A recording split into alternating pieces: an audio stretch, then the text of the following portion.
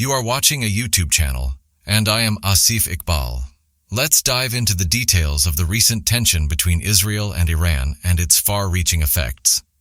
Benjamin Netanyahu, Prime Minister of Israel, is facing immense pressure due to the ongoing conflict with Iran. Internal political crises and wartime conditions have significantly undermined his government's credibility, placing him in a precarious position. Recent military operations have caused widespread destruction in various Israeli cities, impacting civilians and leading to a humanitarian crisis. Infrastructure damage and economic setbacks are making life increasingly difficult for the general population.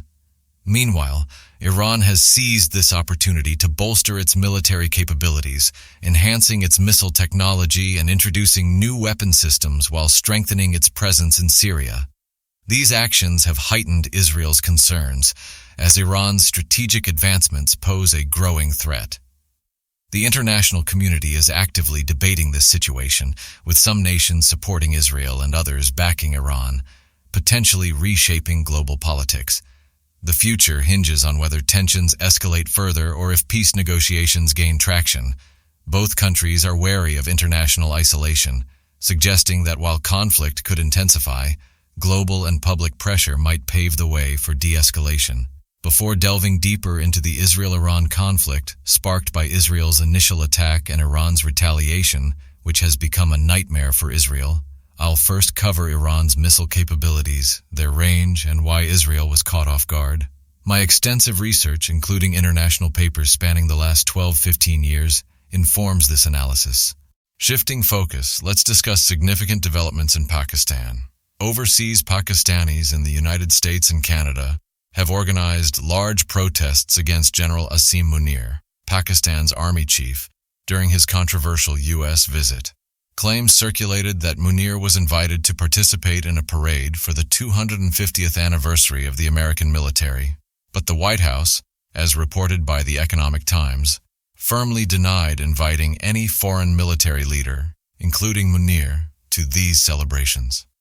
Despite intense pressure from Pakistan's intelligence agencies and embassies, who reportedly threatened families to deter participation, hundreds of overseas Pakistanis gathered to protest. They argue that Pakistan is under an undeclared martial law, citing a lack of human rights, freedom of expression, and respect for democratic mandates. While the public holds affection for the military's soldiers, they criticize top officials for decisions driven by personal gain, which they believe have led to Pakistan's current state. The success of Munir's tour remains uncertain, with speculation about potential high-profile meetings. However, the protests' impact, though varying in scale, is undeniable, reflecting defiance against coercive tactics. Meanwhile, in Pakistan, Ali Amin Gandapur, a leader from Khyber Pakhtunkhwa, made alarming statements during a speech, suggesting armed retaliation and distorting the nonviolent stance of Pakistan Tehreek-e-Insaf, PTI. Imran Khan, PTI's leader, has consistently advocated for peaceful protests and negotiations, but Gandapur's rhetoric about using weapons risks labeling PTI as a terrorist group, potentially benefiting its opponents. His past actions, like fleeing during violent clashes, and his brother Faisal Amin's accusations, further complicate PTI's image, undermining its democratic principles. Returning to the Israel-Iran conflict, it's clear that Israel's initial attack miscalculated Iran's response, which has been unprecedented in scale.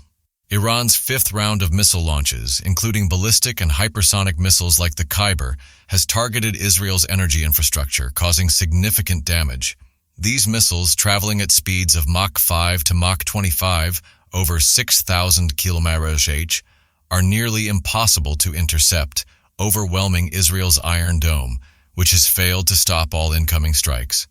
Iran's missile program, developed over 4 decades, includes a vast stockpile, the largest in the Middle East, housed in underground missile cities up to 500 meters deep, ensuring their safety during attacks. This capability stems from Iran's strategic shift post-revolution, when deteriorating relations with the U.S. and the Iran-Iraq War highlighted the need for advanced missile technology over air forces. Iran's missiles, tested covertly and proven accurate, navigate complex routes through Iraq and Jordan before striking Israel. bypassing multiple defense systems. The devastation in Israel has sparked fear among civilians, who are now witnessing destruction previously seen in Gaza. This could lead to public pressure for a ceasefire within weeks, as Netanyahu faces growing political challenges. Israel's military, despite its history of regional dominance, is grappling with an unprecedented threat, as no effective defense exists against Iran's hypersonic missiles. The 2,000-kilometer distance between the two nations rules out direct warfare, but the ongoing missile exchanges signal a prolonged and intensifying conflict unless diplomatic efforts intervene. So a face-to-face battle is not possible. Now, regarding which countries are backing whom, there is a report to share. It seems that Netanyahu believes this war will be prolonged, and he possibly wants it to be like the extensive attack Israel launched on Gaza, where there was no response coming from there. If they prolong the measures here, there will be a daily basis response from Gaza. Recently, Mohammed bin Salman has spoken with the Iranian president, and he has also communicated with the Turkish president, indicating that there is now a gradual intertwining of relationships regarding the region.